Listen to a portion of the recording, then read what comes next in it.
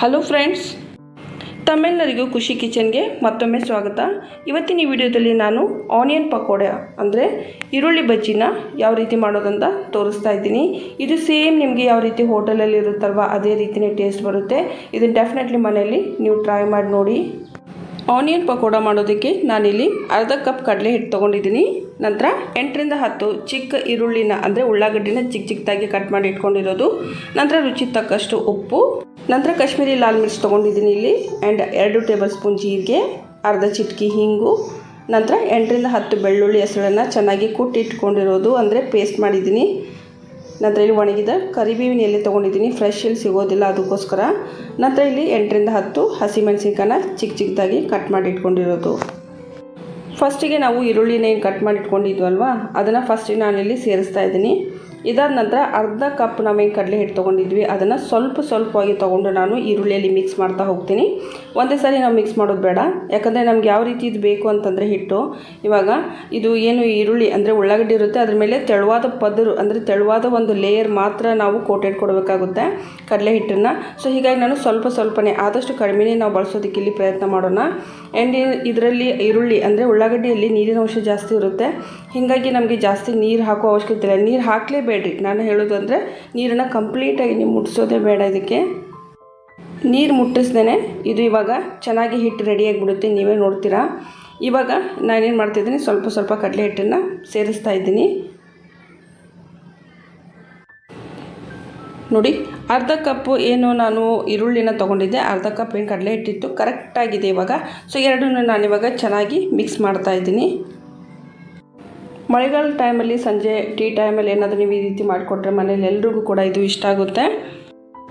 ನೋಡಿ, ನಮ್ಮದು ಇವಾಗ ಪಕೋಡೆ ಹಿಟ್ಟು ರೆಡಿ ಆಗ್ತಾ ಇದೆ. ನಾನು ಯಾವುದೇ ರೀತಿ ನೀರು ಇದಕ್ಕೆ ಸೇರಿಸಿಲ್ಲ, ಆದರೂ ಕೂಡ ಇದು ತುಂಬ ಸ್ಮೂತಾಗಿದೆ.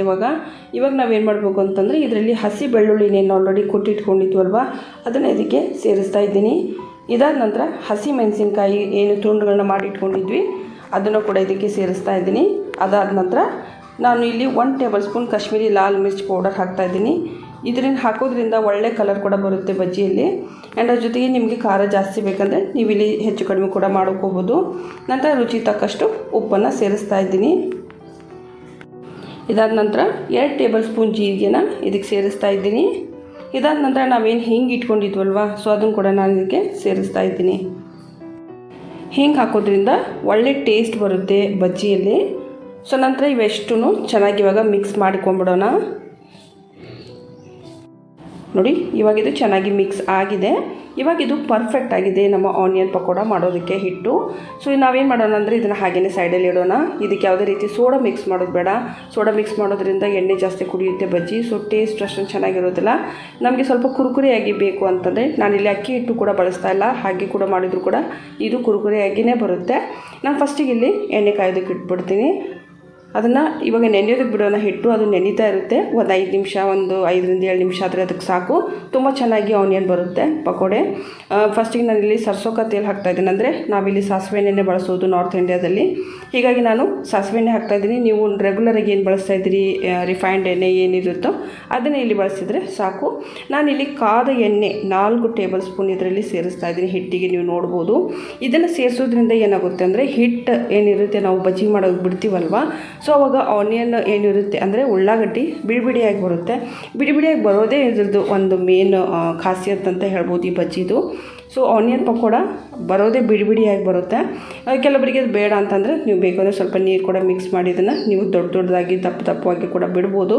ಬಟ್ ಆದರೆ ಬಿಡಿಯಾಗಿದ್ದರೆ ಮಾತ್ರ ಇದು ಕುರ್ಕುರಿಯಾಗಿರುತ್ತೆ ಮತ್ತು ಟೇಸ್ಟಿ ಕೂಡ ಇರುತ್ತೆ. ಸೊ ನಾನಿಲ್ಲಿ ಸ್ವಲ್ಪ ಒಂದಕ್ಕೊಂದು ಈರುಳ್ಳಿ ಅಂಟ್ಕೋಬಾರ್ದಂತ ನಾನಿಲ್ಲಿ 4 ಟೇಬಲ್ ಸ್ಪೂನ್ ಎಣ್ಣೆನ ಸೇರಿಸಿದ್ದೀನಿ. ಇವಾಗ ನಮ್ಮ ಎಣ್ಣೆ ಕಾದಿದೆ. ನಾನಿವಾಗ ನೋಡಿ ಬಜ್ಜಿನ ಬಿಡ್ತಾ ಇದ್ದೀನಿ. ಹಿಟ್ಟನ್ನು ಯಾವ ರೀತಿ ಬೇಕೋ ಆ ರೀತಿ ನೀವು ಬಿಡ್ಬೋದು. ಇದಕ್ಕೆ ಯಾವುದೇ ರೀತಿ ಪರ್ಟಿಕ್ಯುಲರಾಗಿ ಶೇಪ್ ಕೊಡಬೇಕು ಅಂತ ಏನೂ ಇಲ್ಲ.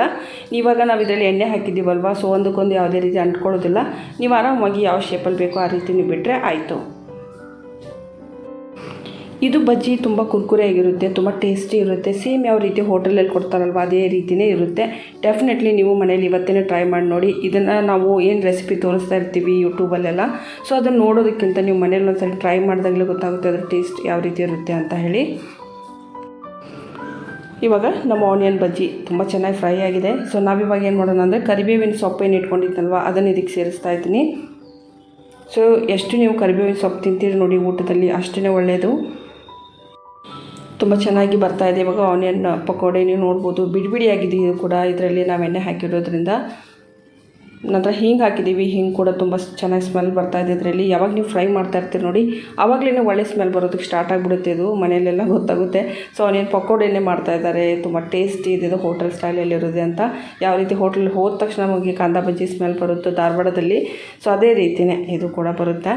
ಆ್ಯಂಡ್ ಇದು ನೋಡಿ ಇವಾಗ ರೆಡಿಯಾಗಿದೆ. ನಾನು ಇದನ್ನು ಸಪ್ರೇಟ್ ಮಾಡ್ತೀನಿ ಇವಾಗ. ಸೊ ನೀವು ನೋಡ್ಬೋದು ಕಲರ್ ಕೂಡ ತುಂಬ ಚೆನ್ನಾಗಿ ಬಂದಿದೆ ಬಜ್ಜಿದು. ನೋಡಿ ನಮ್ಮ ಆನಿಯನ್ ಪಕೋಡೆ ಅಂದರೆ ಕಾಂದ ಬಜ್ಜಿ ಅಂತ ಹೇಳ್ತೀವಿ ನಾವು ಧಾರವಾಡ ಸೈಡು. ಸೊ ಇದು ಇವಾಗ ರೆಡಿಯಾಗಿದೆ. ನೋಡಿದ್ರಲ್ವ ತುಂಬ ಈಸಿ ಇದೆ. ಇವಾಗ ನಮ್ಮ ಆನಿಯನ್ ಪಕೋಡೆ ಅಂದರೆ ಕಾಂದ ಬಜ್ಜಿ ರೆಡಿಯಾಗಿದೆ.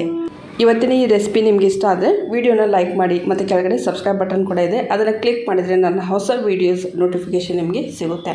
ಓಕೆ, ಮುಂದಿನ ವೀಡಿಯೋದಲ್ಲಿ ನಾನು ಮತ್ತೆ ಸಿಗ್ತೀನಿ. ಅಲ್ಲಿವರೆಗೂ ನಮಸ್ಕಾರ.